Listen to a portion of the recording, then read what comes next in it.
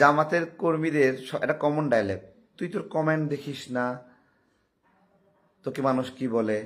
এখন জামাতে ইসলামের নেতা কর্মীরা আমাদের মাদেরকে বোনদেরকে খাঙ্কি ব্যবসা বলে গালি দেয়, সেই কমেন্ট আমাকে আবার দেখতে বলে ওরা।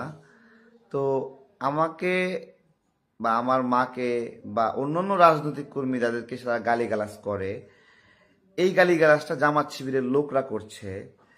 এইটা কি আমার সমস্যা নাকি জামাত শিবিরের সমস্যা বলেন? গালিটার সাইন কে রেখে গেল? জামাতের একটা লোক। এখন ও বলতেছে তুই গালি দেখোস না, তোরে গালি দেয়। ওরাই গালি দিয়ে, ওদের মুখের ভাষা কত সুন্দর দেখায়, ওরা বলে তুই কি দেখোস না। এদের কি পরিমাণ জ্ঞান, ঠিক আছে, কি পরিমাণ মেধা চিন্তা করতে পারেন। ওরা যে গালি দিচ্ছে, দেশের মানুষ যে দেখছে এইভাবে গালি দিচ্ছে, এই যে একটা সোসাইটি কি অনিরাপদ। রাজনৈতিক জায়গা থেকে আমরা রাজনীতি করি, পরস্পরের সমালোচনা করি, এই যে এই সমালোচনা করার কারণে এরা যে মুখের ভাষাটা করে এদেশের মানুষ দেখছে। ঠিক 1971 সালে এইভাবে আমাদের পূর্বপুরুষদের, আমাদের মাদের এরা এইভাবে গালি দিয়েছে, এইভাবে নোংরা শব্দ চয়নে রাস্তায় ফেলে ফেলে মেরেছে। এরা এদেশে রাজনীতি করছে। যে কারণে আমি বলেছিলাম যে কোনো একটা ব্যক্তি রাজাকার হতে পারে, কিন্তু ওই ব্যক্তিটা যখন তার সেই টিম, রাজাকারের টিম, নিপীড়ন করার টিম সেখান থেকে নিজেকে সরায় নেয়, সেই সময়টা সে কিছুটা দায়মুক্ত হয়। কিন্তু কেউ যদি ওই দলটাই আদর্শ ধারণ করে, ওই গণহত্যার আদর্শ, ওই গণধর্ষণের আদর্শ ধারণ করে করে রাজনীতি করতেই থাকে এবং সেটাকেই, সেই গোলাম আজমকে আদর্শ মনে করে, সেই গালিগালাজকেই তার নীতি মনে করে, তাহলে সে কতটুকু নিরাপদ সেটার কথা আমি বলছি। দেখেন এদের জাস্ট সবাই দেখেন, আমি এদের নাম বলে দিচ্ছি, এদের রুবেল, তারপরে হলো দেখেন এই যে জুলফিকার হোসেন নামে একজন মন্তব্য করেছে, কি বলেছে, হুর মাদার চোদ তোর, আচ্ছা তোর কথাকে শোনে। ওদের ভাষা, প্রত্যেকটা ভাষা দেখেন, ঠিক আছে। জামাতের আমিরের আইডি হ্যাক হয়েছে বুঝলাম, কিন্তু এই যে জামাতের নেতাকর্মীরা যারা এখানে, এই যে সাব্বির ইসলাম নামে, নামের সাথে ইসলাম লেখা, হ্যাঁ কি সুন্দর একটা গালি দিচ্ছে দেখেন, চিন্তা করতে পারেন। হ্যাঁ, তারপরে বায়োজিৎ লিখছে মাদার চোদ, বায়োজিৎ এখানে লিখছে, দেখেন জামাত কর্মী, দেখেন, চিন্তা করতে পারেন। এদের আইডি গুলো খুঁজে খুঁজে দেখেন, জাস্ট প্রোফাইলে গিয়ে ঢুকবেন, প্রোফাইলে আমাদের ইসলামের দেখেন। আমি নিজে ব্যক্তিগতভাবে কখনো কাউকে গালি দিই না, কোনো বক্তব্যে না। আমাকেও যদি কেউ গালি দেয়, আমি পাল্টা আবার তাকে, তার মাকে নিয়ে গালি দেব, এটা কখনো করি না। আল্লাহ আমাকে মাফ করুক।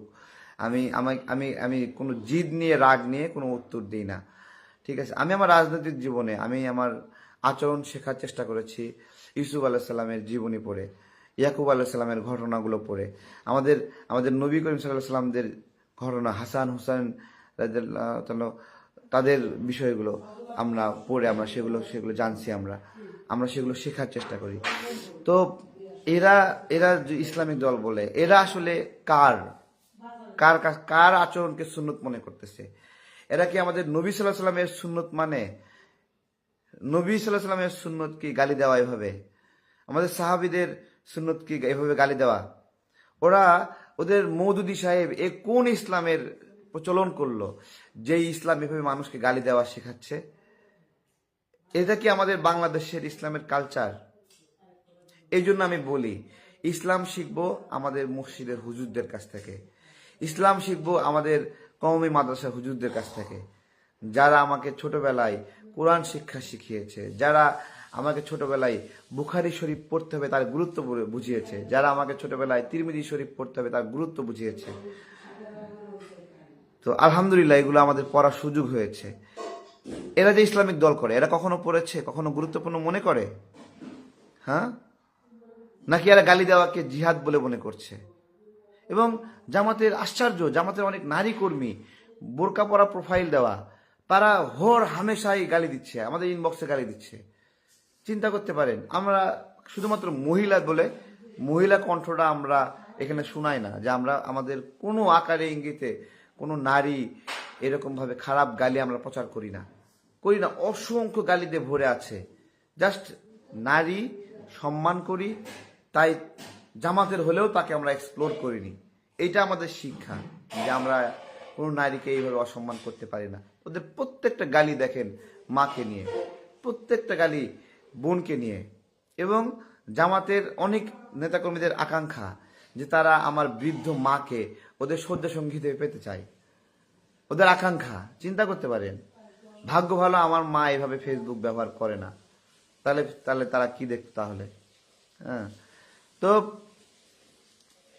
জামাত এইভাবে যদি আমার মাদের বোনদের ধর্ষণ করতে চায়, হ্যাঁ, যেভাবে 1971 সালে ওদের বাবারা ওদের দাদারা করেছিল, এইভাবে যদি করতে চায়, তাহলে ওরা যেন ইসলামিক দলের নামটা বাদ দেয়, ইসলামিক দলের নামটা বাদ দিয়ে করা।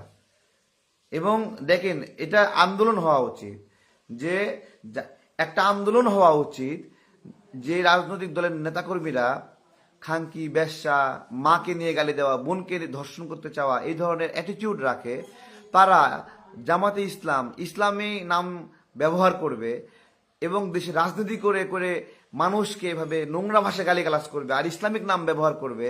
আর আমাদের অন্য ধর্মের মানুষদের কাছে আমাদের অসম্মান হতে হবে। তারা বলবে এইটাই কি তোমাদের ইসলাম? ইসলামিক নাম ব্যবহার করে এইভাবে এইভাবে গালি দিবে। আর অন্য ধর্মের মানুষরা আমাদেরকে বলবে এই যে ইসলাম এইটা, এদের এই নামটা ব্যবহার করার বিষয়ে নিষেধাজ্ঞা দেওয়া উচিত।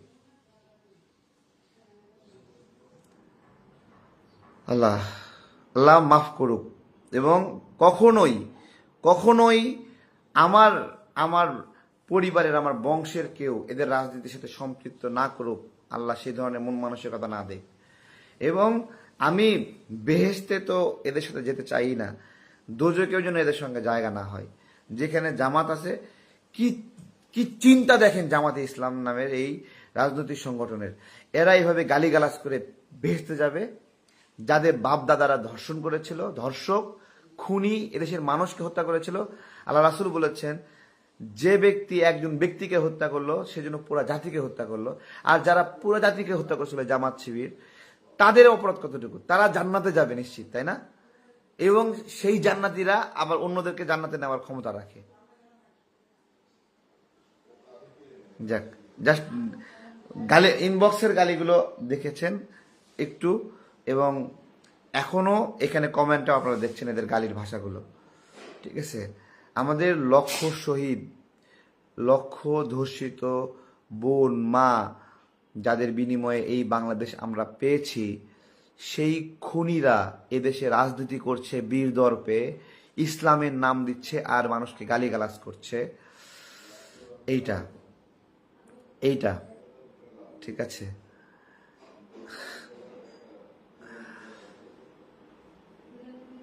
সবাই সবাই সচেতন হন। এর এর দায় আমাদের আছে, এর দায় আমাদের আছে, এর দায় জামাতে এই পর্যায়ে আসার জন্য আমাদের দায় আছে, এর দায় বিএনপির আছে।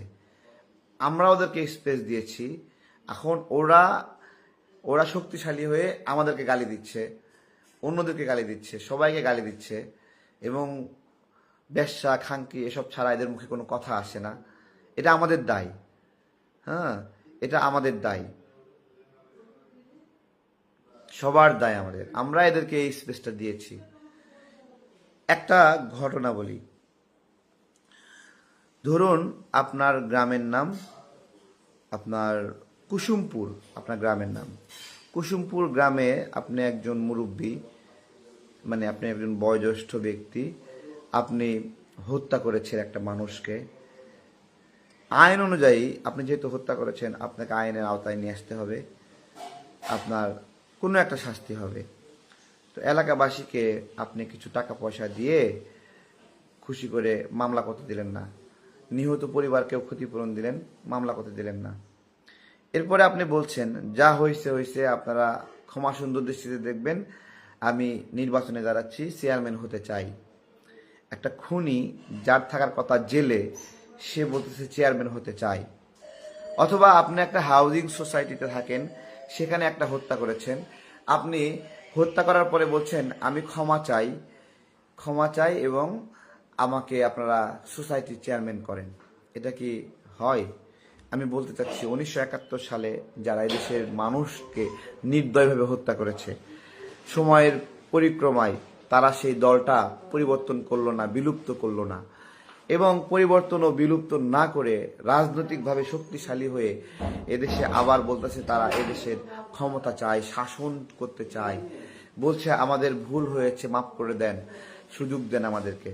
এই যে জায়গাটি কতটা ভয়ঙ্কর, এই ক্ষতিটা, এই আকাঙ্ক্ষাটা কেবলমাত্র যারা 1971 সালে মুক্তিযুদ্ধের সময় নিহত হয়েছে, যাদের পরিবারে মানুষ ধর্ষিত হয়েছে, যারা ক্ষতিগ্রস্ত হয়েছে, পঙ্গুত্ব বরণ করেছে, তারা কেবলমাত্র এই কষ্টটা বোঝে। দেখুন, যুদ্ধ হয়েছে, যুদ্ধে মুক্তিযোদ্ধারা পাক বাহিনী এবং রাজাকারদের সঙ্গে যুদ্ধ করেছে। আমাদের মুক্তিযোদ্ধারা যুদ্ধে মারা যেতে পারে, আহত হতে পারে।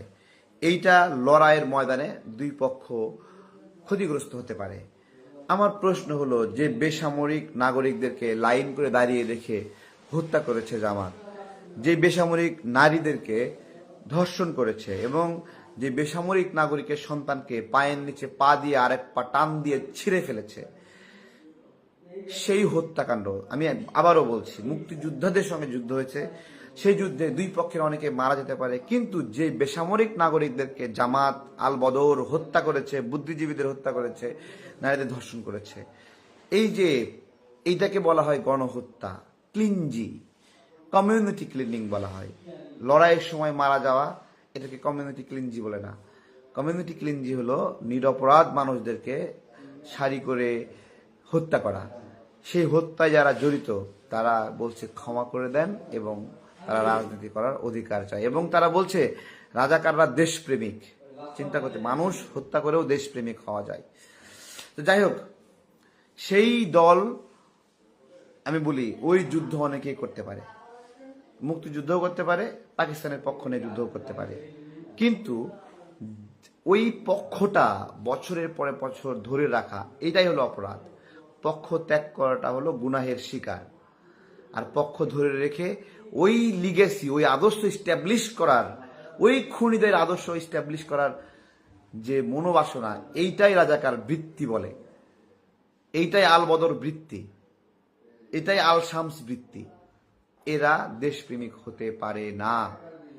একজন মুক্তিযোদ্ধাও যদি এই রাজাকারদের দলে যোগদান করে, সে রাজাকার বৃত্তিকে সমর্থন করলো, শক্তিশালী করলো, তাই ও আর মুক্তিযুদ্ধ থাকছে না, ও একটা গাদ্দার, এবং ও নিজেও রাজাকার হয়ে যাচ্ছে, কারণ রাজাকারদের গোত্রকে সে শক্তিশালী করছে। আবার একজন রাজাকার তার দলের এই খারাপ কণ্ডের জন্য লজ্জিত হয়ে সে চলে গিয়ে রাজনীতি থেকে চলে যাচ্ছে, এবং সে অন্য একটা ভালো দলে যুক্ত করছে। এইভাবে সে আর রাজাকারের দোষে দুষ্ট থাকছে না। এটাই হলো চিন্তার পার্থক্য।